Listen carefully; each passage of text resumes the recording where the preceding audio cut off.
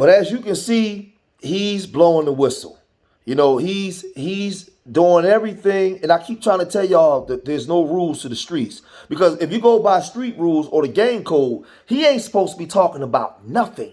He's supposed to take his time, put his head down, and just ride it out. He ain't supposed to come on, get no microphone and talk about the stuff he talking about. That gangster code, you young guys, stop crashing and burning with these dudes, man. Because he wasn't finished. Let's look at some of the other stuff he had to say, and I'll come right back. Explain everything, how they set him up at the studio. Ain't no either or.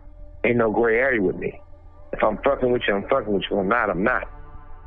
So at that point that Pac decided to ride with me and be on death row, his friends became my friends. His enemies became my enemies. So at the Social War, everything I said was motherfucking true. Any artist out there want to be an artist and want to stay a star, don't want to have to worry about the executive producer trying to be all in the videos, all on the record, dancing. Come to death row. I'm not gonna go up there and hug a motherfucker who has something to do with the homie getting shot up. So yeah, what did I say wasn't true? If you don't want a motherfucker all on your motherfucking videos, they could have came to death row that when it happened. Because at the end of the day, that motherfucker was all in the motherfucking videos still today. And he benefited when Biggie wasn't here. Because if Biggie wasn't here, he wouldn't be rapping. Once Biggie wasn't here, that motherfucker started rapping. When Pac left, I didn't pick up a microphone. I picked up the pieces. But for his Puff doing the shit he did, it's only obvious what he was involved in. At the same time, right? Interscope Universe the same. They gave Puffy a deal. In the first 50 million, 100 million, that project flopped. They turned around and gave him another deal, and that project flopped. But instead, you can steal my shit on some bullshit. Then when you really look at it, I look at it like this. What Puffy done, what Puffy did, or what Puffy do, it's not a surprise. Everybody know what it is. Hip-hop mogul Sean Diddy Combs has been accused of beating and sexually assaulting his ex-girlfriend and singer, Cassie. I mean, to be able to do that type of to a woman and other women, but it's not new. It's not like it's new news. Shit. Same time he beat the shit out of motherfucking, what's the little girl named, Cassie or whatever.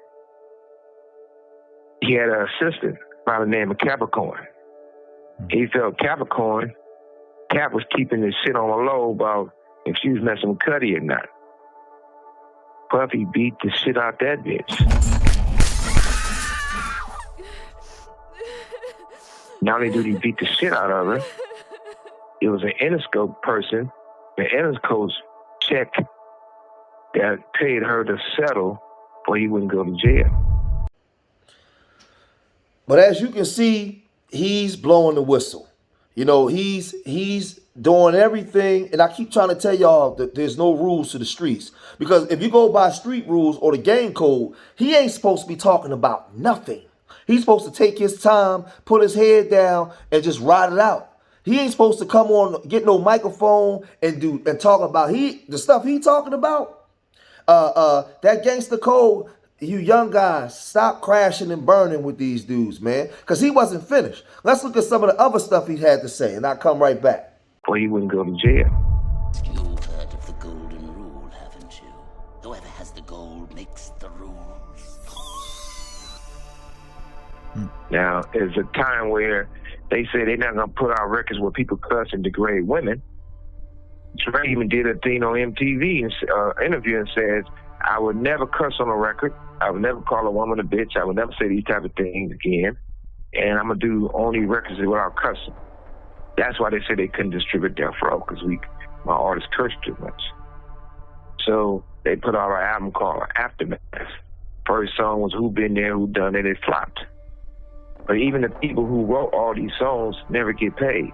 But then, or a motherfucker who's a bitch beater, they can do the Super Bowl and get an award. Puffy can beat the shit out of 2 bitches and they pay for it. And he get an award. And for his having somebody, you know, have male prostitute fucking your bitch, that's some weirdo shit. But it's not nothing new. Everybody know that Puffy been the fucking Gus ran in for the longest. That's not like it's new news. Why you think him and Russell was friends? Not that I want to see Puffy go to prison or anybody else. I still feel that way. But at the end of the day, he'd never get charged or go to prison. I mean, he make too much money for the people that he basically worked for or handle business for. And when you look at it, he got lawyers, and her lawyers are smart also. They left some in, but they didn't go all the way. They basically went like, okay, they ain't gonna say he was participating with the male prostitutes also, because they didn't have to make it like she was a part of it. And then they weren't gonna say he was, because they gotta leave somehow and get them to settle for that $30 million. You know, and they had those side meetings like, you know, shit. We didn't say the part why they were testing your guts out. Everybody know they've been testing your guts out. So let's settle all that's coming out if we have to fight it. So I'm quite sure they're gonna settle like ASAP. Right before the Super Bowl, a girl came forward and recorded Dre threatening her, had someone else threaten her, and what they was gonna do to her and bring harm to her. A lawyer got it. At one time, Dre wasn't talking to Mike. Mike got it from the lawyer, took it to Dre. Now Dre be silently giving Mike and Snoop money to try to help their shit. You know, it's a cat and mouse game all around the industry. I mean, shit, Wale never spoke on the fact that what happened to him with Puff. Just like T-Pain was over there on the island, and he claimed they were trying to get a little fresh with him, but he's probably going to deny it, but everybody know the truth. His people had to run a boat to go get the motherfucker off the island. But, you know, it's still the same shit. I'm not looking to see now motherfucker get caught up. And if they get out the first one or get out this one, anyone, they better watch because they still coming, you know. Puffy, I don't want to see you go down. But if you need a celly, I'm going to grant your ass my seal, boy. Had your cook game working, I don't want no head, but you're going to be cleaning the toilet. All I'm going to say is this in closing. This guy had all this information for years. He already knew everything that he's telling you now. He knew what was going on, but he kept this stuff quiet. There was women suffering. He didn't say anything because he wasn't in the jam that he's in now, where he's in position to snitch so he can get out of jail early. So now he's throwing Puffy under the bus, but if Puffy was this tyrant and for so many years, and you could talk about the girl Candy, you could talk about all these other women, then you culpable for all the other women he hurt afterwards because you should have said something. You didn't say anything. You just let it go by because at that time you were sticking to the so-called street code. But that's why I'm telling you young guys, man, you young gangbangers and stuff like that, get away from these OGs, these fake OGs. You got some real OGs out here, but get away from these dudes, man. They got you, they're using you as crash dummies so you can crash and burn. This guy's on here snitching, Keefe D is snitching. All these old school, I told y'all, when you look online today, you got all these old school kingpins and gangbangers of the past. They all online running their mouth, breaking the oath, breaking the code.